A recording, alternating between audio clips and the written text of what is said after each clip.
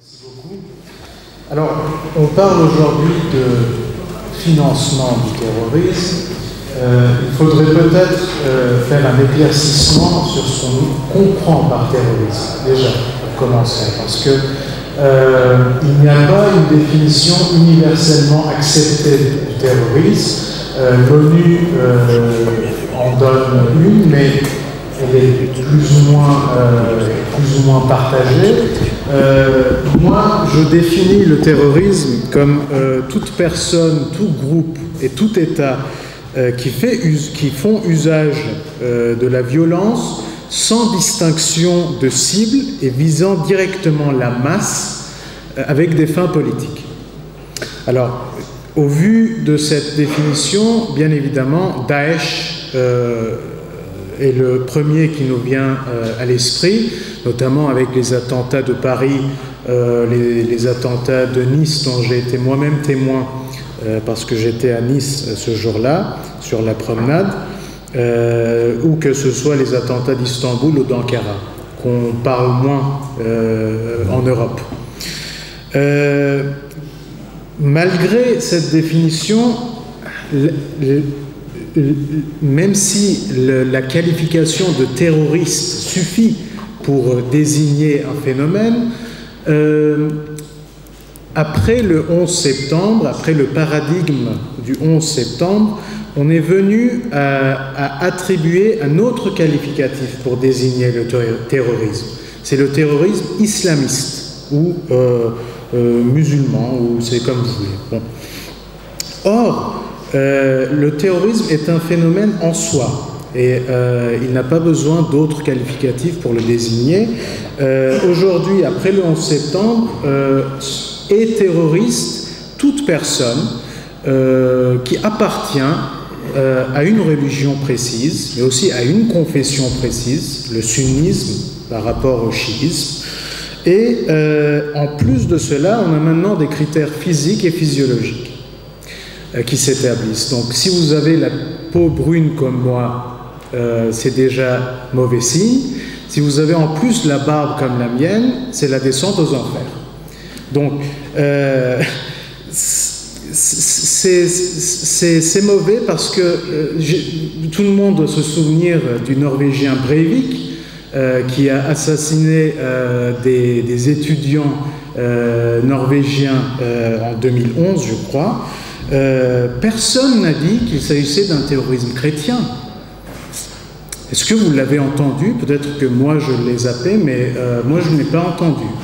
Alors quand moi je regarde des visages aujourd'hui en face de moi qui ont avec la peau blanche, ce sont sûrement des personnes respectables, je ne me dis pas, oulala, c'est peut-être un autre Breivik qu'il est en question ici. N'est-ce pas? Alors, il faut s'abstenir de faire des références directes à des religions, notamment en ce qui concerne le terrorisme. Donc, il n'y a pas lieu de faire une référence à un terrorisme islamiste. Bon, passons maintenant à la Syrie, après cette brève introduction. Comme vous le savez, la Syrie, aujourd'hui, ça représente un terrain complexe, où la Turquie, oui, est présente, et heureusement qu'elle est présente, parce que, figurez-vous, aujourd'hui, avec la dernière opération militaire qui a débuté, l'opération militaire turque, aujourd'hui, la Turquie est la seule nation qui combat Daesh sur le terrain, avec ses soldats. Et malgré cela, dans la presse étrangère, on lit les phrases suivantes, c'est-à-dire, voilà, la Turquie finance Daesh, Erdogan finance Daesh. Tout à l'heure, le respectable député autrichien a dit qu'on traite les malades de Daesh. Oui, on traite les malades de Daesh, on traite également les malades du PKK, qui est financé directement par les services secrets européens et occidentaux. J'espère que vous le savez. Si vous ne le savez pas, c'est une information nouvelle. Et donc, pour nous, il ne s'agit pas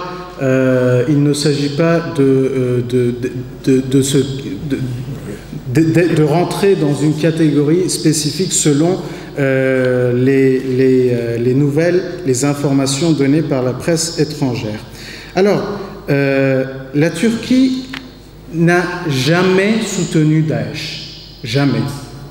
Il y a des personnes qui disent que voilà, la Turquie a toléré Daesh en ce qui concerne le trafic d'armes, le trafic humain, le recrutement, etc.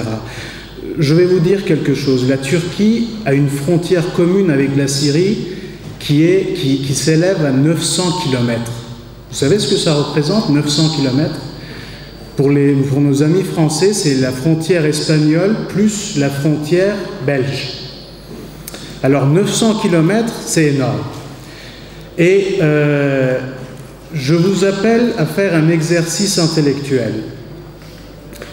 Pensez qu'il y a une guerre en Espagne aujourd'hui, une guerre civile. Hein, et que cette guerre civile pourrait permettre la création d'un État basque au nord de l'Espagne. Pensez aussi, pour un moment, que la population basque en France représenterait 15% de la population totale. Parce que chez nous, les Kurdes représentent 15% de la population totale. Et dites-vous que ces militants basques, par exemple l'ETA, soient financés par les pays du Golfe et la Turquie. Qu'est-ce qu'elle ferait la France? Qu'est-ce qu'elle ferait la France? Moi, je vais vous dire ce qu'elle ferait. Avec son réflexe républicain et suivant le principe de l'indivisibilité de la nation, elle écraserait toute tentative de création d'un État basque au nord de l'Espagne parce que ça menacerait l'intégrité territoriale de la France. Et c'est ce que fait la Turquie aujourd'hui. C'est ce que fait la Turquie en écrasant le terrorisme du PKK et en fortifiant sa présence en Syrie. Alors, vous allez me dire, oui, mais si la Turquie est présente sur le sol syrien, n'apporte-t-elle aucun soutien à des groupes djihadistes? Oui, elle apporte des soutiens, bien sûr. Pas à Daesh, mais par exemple à Ahrar al-Sham. C'est une organisation sunnite qui a été créée par une triple entente, la Turquie, l'Arabie Saoudite et le Qatar, et qui est actuellement active dans la région d'Idlib, d'Alep, qui est aujourd'hui bombardée jour et nuit, comme vous le savez. Et de ce fait, aussi des groupes turkmènes qui sont présents dans le nord du pays et qui combattent le PKK. Comment la Turquie finance-t-elle ces groupes? Surtout Ahrar al-Sham. L'Ahrar al-Sham est présente en Turquie à travers des associations et à travers la société civile. On y fait des collectes de fonds, on recrute, effectivement, on fait de l'humanitaire, on aide aux réfugiés syriens, etc. Bon, la totale. La presse conservatrice en Turquie, elle l'aime beaucoup. Rassurez-vous, je ne suis pas un islamiste ni un partisan d'Erdogan. Je suis moi-même nationaliste turc, donc je suis assez distant par rapport à ces sujets. Cependant, quand il s'agit d'attaquer frontalement la Turquie à travers des fabriques mensongères, alors là, je suis quand même sensible. Le groupe djihadiste Ahrar al-Sham est très présent en Turquie et son financement se fait à travers l'incitation du gouvernement, mais par des fonds privés, c'est-à-dire que ce sont des hommes d'affaires surtout qui financent ces associations, mais à travers justement l'incitation du gouvernement. Il y a un recrutement massif du groupe en Turquie, pas seulement chez les jeunes, mais également chez les adultes. Et je dois dire que c'est un groupe, malgré le fait qu'on le qualifie de terroriste, que ce soit en Russie, aux États-Unis ou en Europe, qui a un énorme soutien populaire en Turquie, de 50 à 60%. Pourquoi? Parce que, justement, ce groupe combat le PKK. C'est tout simple. Concernant le Jabhat al-Nusra, donc l'Al-Qaïda en Syrie, on a dit aussi que la Turquie a financé ce groupe-là. Je dirais oui et non pour ce groupe. Parce que, pourquoi? En dépit d'un soutien direct et officiel, il y a eu une tolérance officieuse par rapport à Al-Nusra, qui est aujourd'hui rebaptisé Fatah al-Sham, je crois. Voilà. Donc, ce groupe est présent en Turquie surtout à travers l'éducation religieuse et les publications de livres, de magazines, de tout ce que vous voulez, à travers ces activités éducatives, entre guillemets, il y a une littérature djihadiste qui a explosé en Turquie. Ce sont des livres que vous pouvez commander en toute liberté sur Internet. Voilà, vous ne trouverez pas ces livres dans n'importe quelle librairie, mais vous pouvez les commander sur Internet. Et ces sympathisants sont très actifs sur les médias sociaux, dans les médias sociaux.